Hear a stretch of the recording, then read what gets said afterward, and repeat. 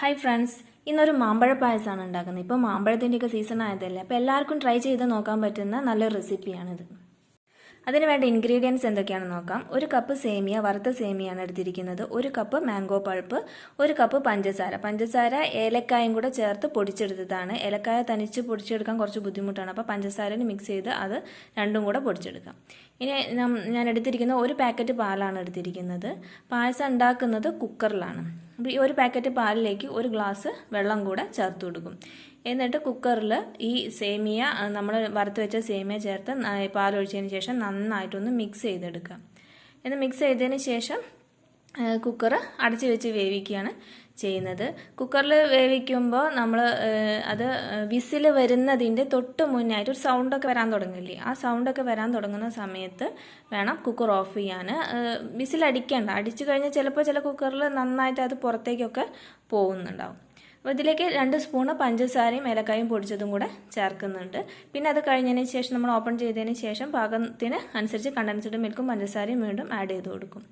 അപ്പോൾ പഞ്ചസാരയും കൂടെ ചേർത്ത് നന്നായി ഇളക്കിയതിന് ശേഷം കുക്കർ അടച്ച് വെച്ച് വേവിക്കാം.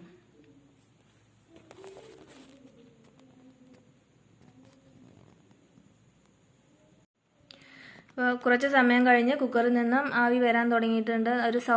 ചെറിയൊരു സൗണ്ട് വരാൻ തുടങ്ങുന്നുണ്ട്. ആ വിസിലടിക്കുന്നതിൻ്റെ തൊട്ട് മുന്നേ ആയിട്ട് നമ്മൾ ഗ്യാസ് ഓഫ് ചെയ്യും. ഓഫ് ചെയ്തതിന് ശേഷം ഒരു 15 മിനിറ്റ് കഴിഞ്ഞിട്ടാണ് ഇത് ഓപ്പൺ ചെയ്യേണ്ടത്. ഇപ്പോൾ 15 മിനിറ്റ് കഴിഞ്ഞിട്ടുണ്ട്. അതിൻ്റെ ആവിയൊക്കെ പോയി ഞാൻ കുക്കർ ഓപ്പൺ ചെയ്യാം. ഇപ്പോൾ ഇത് ഓപ്പൺ ചെയ്ത് നോക്കുമ്പോൾ കറക്റ്റ് വേവായിരിക്കും, സേമിയൊക്കെ കറക്റ്റ് വേവായിട്ടുണ്ടായിരിക്കും. ഇപ്പോൾ സേമിയ പായസം ഉണ്ടാക്കുന്ന സമയത്തും ഇതുപോലെ തന്നെ നമുക്ക് കുക്കറിൽ പായസം ഉണ്ടാക്കാം. അങ്ങനെ ചെയ്യുമ്പോൾ ഗ്യാസൊക്കെ ഒരുപാട് ലാഭമാണ്. കുക്കറിൽ പായസം വെക്കുമ്പോൾ ഇതേപോലെ തന്നെ ചെയ്താൽ മതി. ഇനി ഇതിലേക്ക് കണ്ടൻസ്ഡ് മിൽക്കും പഞ്ചസാര ആവശ്യത്തിന് വേണമെങ്കിൽ അതും ചേർത്ത് കൊടുത്ത് അണ്ടിപ്പരിപ്പ് മുന്തിരി ചേർത്താൽ സേമിയ പായസത്തിനുള്ള ഇതായി. ഇപ്പോൾ ഇതിലേക്ക് ഞാൻ കുറച്ച് കണ്ടൻസ്ഡ് മിൽക്കാണ് ചേർത്ത് കൊടുക്കുന്നത്. അതിൽ കുറച്ച് ഏലക്കായയുടെ പൊടി ഉണ്ടായിരുന്നു. പിന്നെ അതിലേക്ക് കണ്ടൻസ്ഡ് മിൽക്ക് ചേർത്തതിന് ശേഷം നന്നായിട്ടൊന്ന് ഇളക്കി കൊടുക്കുക. എന്നിട്ട് നമ്മൾ നേരത്തെ ഉണ്ടാക്കി വെച്ച മാംഗോ പൾപ്പ് ഉണ്ടല്ലോ, അത് കുറേശ്ശെയായിട്ട് ഇതിലേക്ക് ചേർത്ത് നന്നായിട്ട് മിക്സ് ചെയ്യുക. കുറേശ്ശെയായിട്ട് ചേർത്ത് നന്നായി കട്ടയില്ലാതെ നല്ല രീതിയിൽ മിക്സ് ചെയ്തെടുക്കണം. അപ്പോൾ മാംഗോ പൾപ്പ് ഇതിൽ ചേർത്ത് കൊടുക്കുകയാണ്. ഇനി നന്നായിട്ട് മിക്സ് ചെയ്തെടുക്കാം.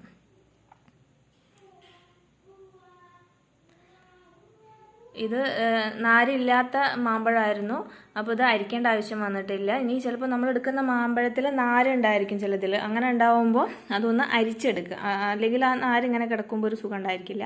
അപ്പോൾ നാരുള്ള മാമ്പഴമാണെങ്കിൽ ഒന്ന് അരിച്ചെടുത്തതിന് ശേഷം ഇത് ചേർത്ത് കൊടുക്കാം. എന്നിട്ട് നന്നായിട്ടൊന്ന് മിക്സ് ചെയ്ത് ഒന്നും കൂടെ ചൂടാക്കിയെടുക്കാം. അപ്പോൾ കണ്ടൻസ്ഡ് മിൽക്കൊക്കെ കൂടുതൽ ചേർത്ത് കഴിഞ്ഞാൽ കൂടുതൽ ടേസ്റ്റാണ്. നിങ്ങൾക്ക് നിങ്ങളുടെ ഇഷ്ടത്തിനനുസരിച്ച് ചേർക്കാം. പഞ്ചസാര ആഡ് ചെയ്യാതെ കണ്ടൻസ്ഡ് മിൽക്ക് മാത്രം ചേർത്തിട്ടും ഉണ്ടാക്കാം. പിന്നെ സേമിയ പായസം ഉണ്ടാക്കുമ്പോൾ സേമിയ നന്നായിട്ട് ഒരു ഗോൾഡൻ ബ്രൗൺ കളർ ആവുന്ന വരെ ഒന്ന് വറുത്തെടുക്കണം. അപ്പോഴാണ് സേമിയ പായസത്തിന് കൂടുതൽ ടേസ്റ്റ് ഉണ്ടാവുക. പിന്നെ ഇതിലേക്ക് കുറച്ചും കൂടെ പഞ്ചസാര ഏലക്കായും പൊടിച്ചത് ഞാൻ കുറച്ചും കൂടെ ചേർത്ത് കൊടുക്കുന്നുണ്ട്. എന്നിട്ട് നന്നായിട്ടൊന്ന് മിക്സ് ചെയ്തെടുക്കാം. പിന്നെ സേമിയ പായസം വെക്കുമ്പോൾ വേറൊരു കാര്യം കൂടെ ശ്രദ്ധിക്കേണ്ടത്, നമ്മൾ പാലാണ് കൂടുതലായിട്ട് എടുക്കേണ്ടത്, സേമിയം കുറച്ചുമാണ് വേണ്ടത്. അപ്പോഴാണ് നല്ല ടേസ്റ്റിൽ പായസമാവുക. ഇതിലേക്ക് ഇനി അണ്ടിപ്പരിപ്പും മുന്തിരിയും ചേർത്ത് നെയ്യിൽ വറുത്ത് അതും കൂടെ ചേർത്ത് കൊടുക്കാം. പായസത്തിൽ ചേർക്കാൻ കണ്ടൻസ്ഡ് മിൽക്ക് ഇല്ല എങ്കിൽ പാൽപ്പൊടി ചൂടുള്ള പാലിൽ മിക്സ് ചെയ്തതിന് ശേഷം അത് ചേർത്ത് കൊടുത്താലും മതി. പായസം സെർവ് ചെയ്യാൻ വേണ്ടി മറ്റൊരു പാത്രത്തിലേക്ക് മാറ്റിയിട്ടുണ്ട്. നല്ല ടേസ്റ്റുള്ള മാമ്പഴ പായസമാണ്. എല്ലാവരും ഒന്ന് ട്രൈ ചെയ്ത് നോക്കി കമൻറ്റ് അറിയിക്കുക. വീഡിയോ ഇഷ്ടപ്പെട്ടെങ്കിൽ ലൈക്ക് ചെയ്യുക, ഷെയർ ചെയ്യുക, ഞങ്ങളുടെ ചാനൽ സബ്സ്ക്രൈബ് ചെയ്യുക.